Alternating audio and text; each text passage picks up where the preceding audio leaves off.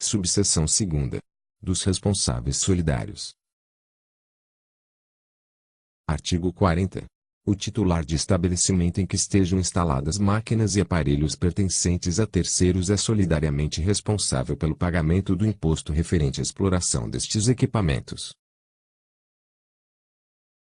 Parágrafo único. A solidariedade de que trata este artigo estende-se à multa, aos juros e à correção monetária, quando cabíveis. Artigo 41.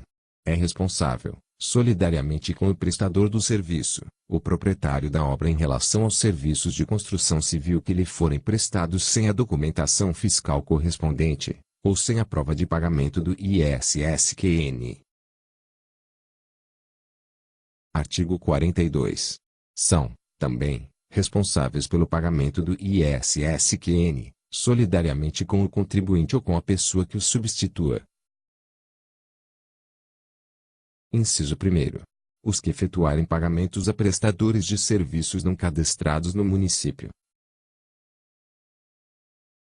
Inciso 2º. O contratante ou tomador de serviço, nos casos de recebimento de serviços prestados sem a emissão de documentos fiscais ou mediante a emissão de documento fiscal inidôneo. Inciso 3º. A pessoa que tenha interesse comum na situação da qual se origine a obrigação principal. Inciso 4º. O fabricante do equipamento ou credenciado que prestem assistência técnica em máquinas, aparelhos e equipamentos destinados à emissão, escrituração e controle de documentos fiscais, bem como o fabricante do software, quando a irregularidade por eles cometida concorrer para a omissão total ou parcial de valores fiscais e, consequentemente, para a falta ou diminuição do valor do imposto devido. Inciso 5º. O estabelecimento gráfico que imprima documentos sem a devida autorização de impressão ou em desacordo com a legislação tributária, relativamente ao dano causado ao erário público pela utilização de tais documentos. Inciso 6º.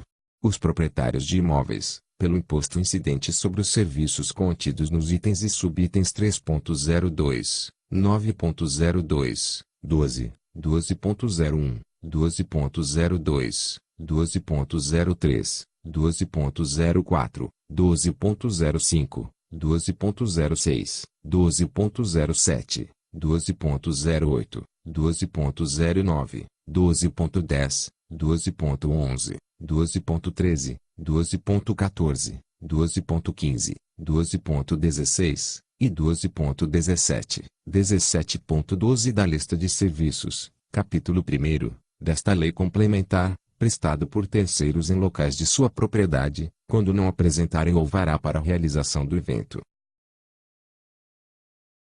Inciso 7º.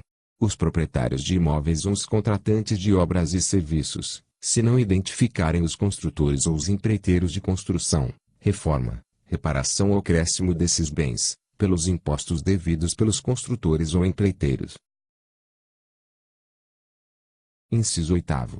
Todos os que, mediante conluio, contribuírem para a evasão do imposto devido. Inciso 9º.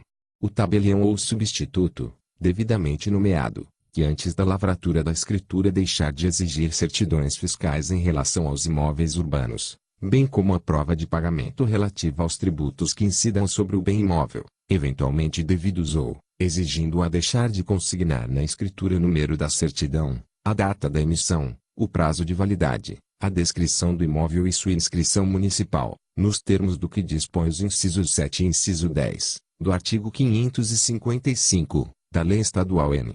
7.433, de 18 de dezembro de 1985, ou quando o adquirente, no ato da lavratura, dispensar a apresentação das certidões fiscais, referidas no inciso 7º, o tabelião deverá fazer constar a necessária e obrigatória menção expressa na escritura de que o adquirente dispensa a apresentação das certidões fiscais, que neste caso, responderá, nos termos da lei, pelo pagamento de todos os débitos fiscais incidentes sobre o imóvel, assumindo, desde já, a responsabilidade pela quitação de eventuais débitos. Inciso 10. Os que permitirem em imóveis de sua propriedade exploração de atividade tributável sem estar o prestador de serviço inscrito em atividade econômica deste município. Parágrafo 1º. Nas hipóteses referidas no inciso 9º, a simples menção no translado de que foi apresentada a certidão negativa de débitos fornecida pela PMCG, sem que tenha sido inserido, na escritura, expressamente, o número da CND, a data de expedição, o prazo de validade, a identificação do imóvel e sua inscrição perante o cadastro imobiliário, é insuficiente para excluir a responsabilidade solidária do tabelião, comprovado a existência de débitos pendentes sobre o imóvel transacionado. Parágrafo 2º. No caso de apresentação de certidão positiva de débito, não basta a simples menção, é imprescindível inserir também, nas escrituras, a declaração expressa de que o adquirente tem pleno conhecimento dos débitos incidentes sobre o imóvel transacionado, e está assumindo, nos termos da lei, a responsabilidade pela quitação de todos os débitos incidentes sobre o bem adquirido. Parágrafo 3º.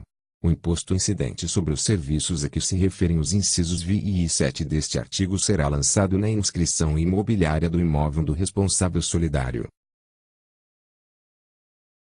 Artigo 43.